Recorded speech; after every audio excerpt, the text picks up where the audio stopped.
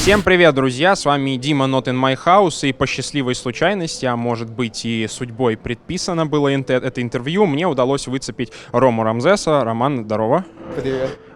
Большое спасибо, что присоединился к нам. Что вообще, расскажи, как вам отель, когда успели заселиться, какие впечатления? Ну, мы в этом отеле были уже 2 раза. Заселились мы вчера. 12 числа мы вроде приехали.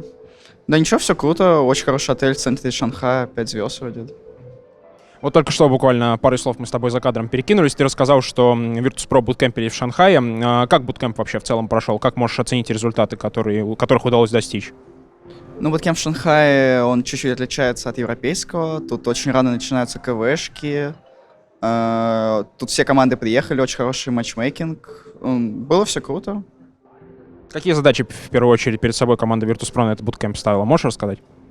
Как можно больше поиграть с разными командами, посмотреть, кто чем играет.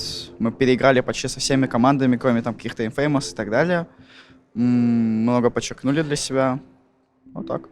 Слушай, а вот мнение аналитиков, которое неоднократно возникало во время работы на турнирах DPC сезона, что команда Virtus.pro, приезжая на крупные турниры, она порой не всегда готова, например, играть теми персонажами, которые у других команд неожиданно начинают очень часто всплывать. То есть вот просто из головы беру, на примере Диснейленда, там у многих команд Абаддон появился, и вы с ним определенные проблемы испытали. Здесь на Интернешнале подобный сценарий может повториться, как считаешь? В Диснейленде мы очень много... Диснейленд — это, по сути, единственный турнир был, где мы заняли неплохое место. Мы там очень много тестили, так сказать, меняли там ингейм лидера и так далее. Так что это был единичный случай. Будем надеяться, так оно и есть, действительно. Вы приехали на International, сейчас уже буквально групповой этап на днях начнется. Как в целом можешь оценить форму команды? Сезон для вас был, не сказать, что плохой, однозначно хороший, но при этом тернистый. Сами неоднократно говорили о том, что определенные проблемы возникали по ходу сезона. Сейчас в какой форме команда находится? Не буду зарекаться, но буду надеяться, что в самой лучшей. Вот буквально недавно в интернете появился анонс, что команда Virtus.pro подписала второго тренера. Это акция, скажем так, она поступала от инициативы кого-то из игроков, или вы все вместе пришли к этому решению? Я предложил Булка. Он, как в плане стратегии, очень умен, помогает нам, разбирает все игры, очень много обсуждаем реплеев после КВшек. Очень много привнес в команду. А это было вызвано какой-то необходимостью, или это просто инициатива попробовать посмотреть, как это сработает? То есть, по сути, вот в этом сезоне же у кого подобная практика была? 2 тренера команды LGD себе нанимала. Вот нам со стороны было сложно сказать, есть ли какие-то изменения с подписанием второго тренера. Ну вот вы чем руководствовались, когда думали, что нам нужен второй? Давайте попробуем. Ну, они просто выполняют разные задачи. И у LGD, скорее всего, то же самое. То есть Яо, он больше такой веселый, там, может подбодрить, может и в игре помочь. А именно, не помню, как QQQ, вот он именно, типа, полностью за драфты отвечает и все свои ресурсы в это вкладывает.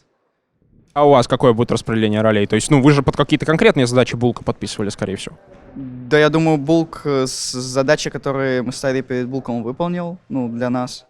С Арзиком мы также пикаем героев, я и он. Все, по сути, осталось то же самое.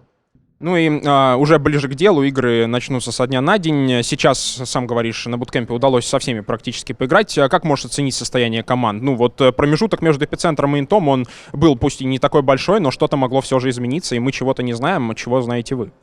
На самом деле, объективно судить вообще никогда нельзя по кланварам. Кланвар может быть у любой команды винрейт абсолютно низкий или там наоборот высокий, но в официальных играх он будет не такой. Так что не могу вообще никак. Ну, окей, а какие-то новые идеи, которые не возникали у команд по сезону? То есть, удалось заметить, например, кто-то подтестил что-то, допустим, пришли ЕГЭ, новых героев пробовали каких-то играть, было что-то такое? Да, конечно, думаю, не в моей компетенции это рассказывать. Заметно, что все те же команды, которые были в сезоне сильны, остались сильны. Liquid, Secret мы не играли кого, Vici Gaming.